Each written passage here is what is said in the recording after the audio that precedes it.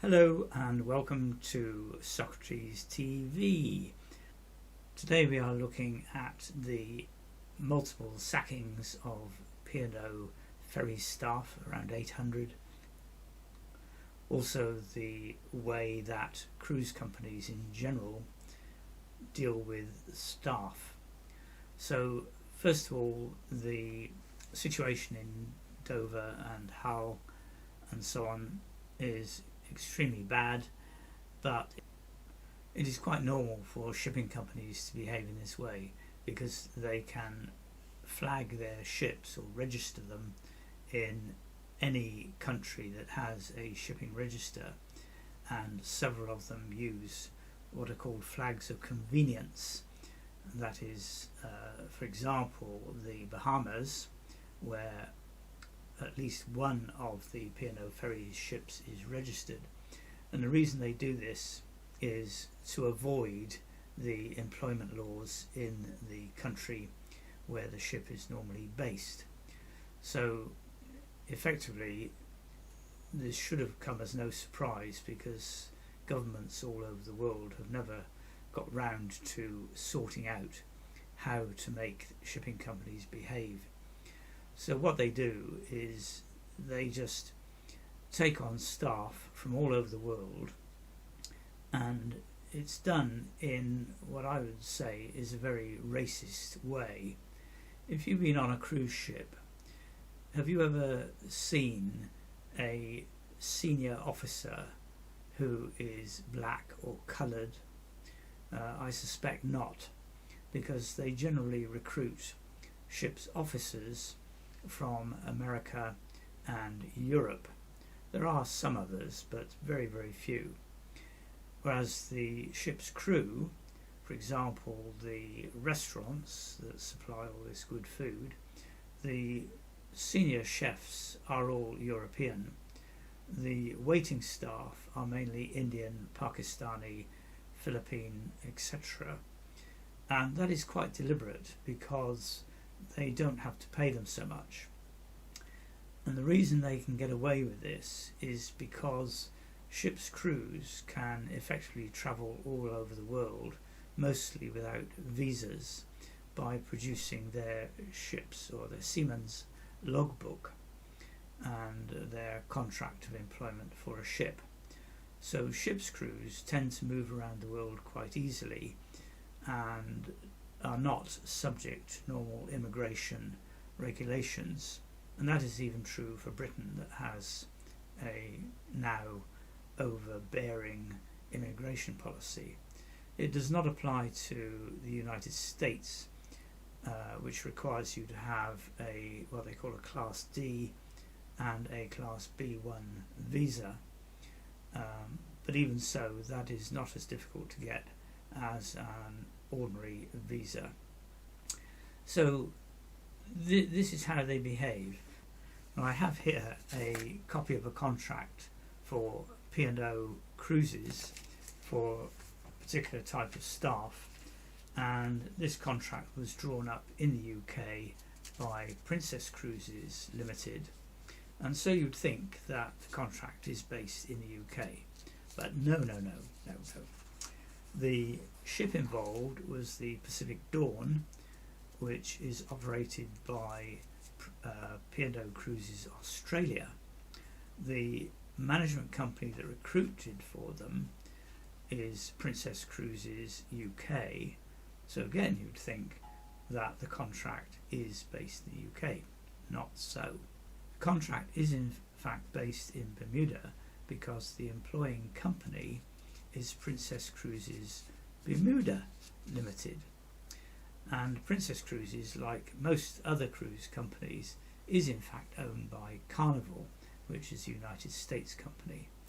There are a few others that exist, such as Hurtigruten, Royal Caribbean and Norwegian Line, but practically all of the others that include P&O Cruises, Carnival Cruises, P&O Australian Cruises and other ones, they are all owned by Carnival.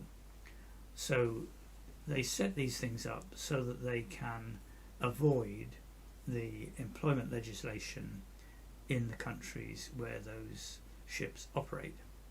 For example, P&O Cruises Australia ships do not recruit from Australia at all, because their employment laws are much stricter than even Britain's.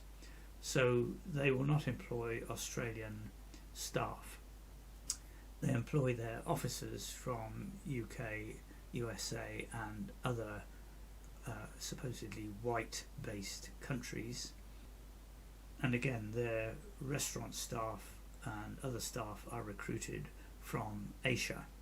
What has happened with P&O Ferries, which is not owned by P&O and not by Carnival, but by a company called DP World, which is based in Dubai and is effectively owned by the Dubai government, is that they are laying off all their expensive UK staff and recruiting new staff from Asia, because they can pay them as little as £1.89 an hour.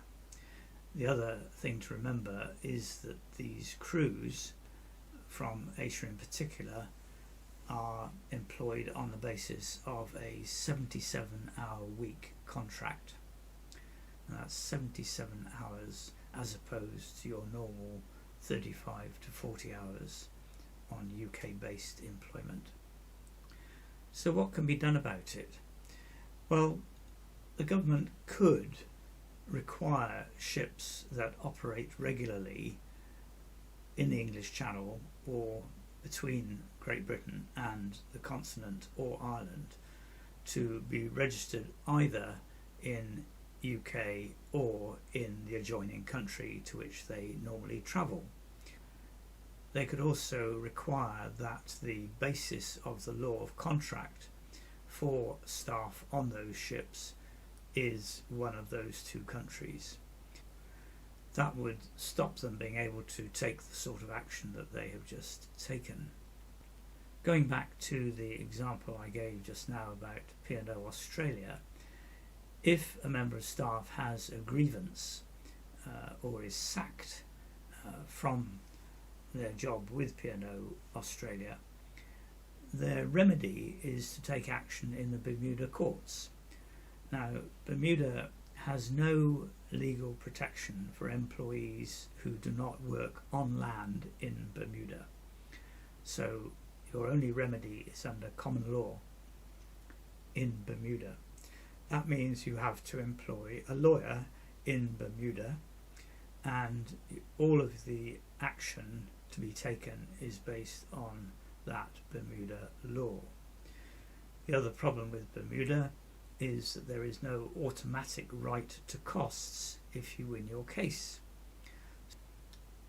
So it is pretty well guaranteed that no employee will take action against the company because to do so is horrendously expensive in Bermuda, and you will lose money anyway even if you win.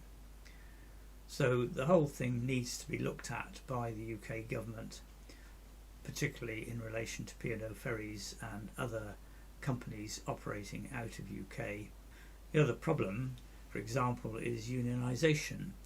Now, the RMT union has been making noises about this P&O Ferries operation, mainly because the majority of the crew were UK based. Going back to my previous example, the contract for P&O Australia clearly states that the only unions that are recognised are two Italian unions. Now, what on earth that has got to do with anything to do with Australia, UK or any UK based employee is quite beyond me. So the whole thing is a disaster from the point of view of shipping employees, and has been for years and years and years. In the old days, if you were taken on board a ship around 1800, 1700, something like that, if you did not complete your voyage, for example, you died on passage, your widow got absolutely nothing, not even arrears of wages, because you had not completed your contract.